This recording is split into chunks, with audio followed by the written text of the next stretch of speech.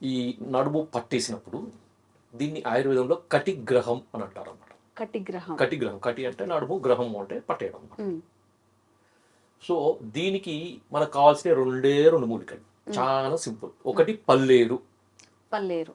దీన్ని ఆయుర్వేదంలో గోక్షుర అంటారు. గోక్షుర. మళ్ళీ చెప్తాను, పల్లేరు కాయలు.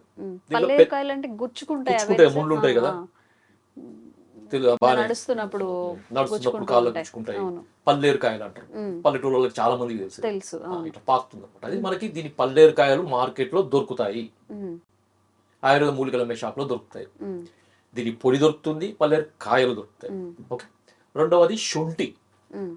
శొంఠి అంటే ఆబ్వియస్లీ అందరికీ వంటలలో ఉండేది. విరివిగా దొరుకుతూ ఈ రెండే దీనికి కావాల్సిన, ఇంకా ఏం అవసరం లేదు, సింపుల్.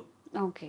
సరే, ఈ రెండింటిని ఎట్లా వాడాలి అంటే, ఒక టీ స్పూన్ అనుకోండి, ఒక టీ స్పూన్ కానీ ఒక అర టీ స్పూన్ కానీ శొంఠి పొడి, ఒక అర టీ స్పూన్ పల్లేరు కాయల పొడి.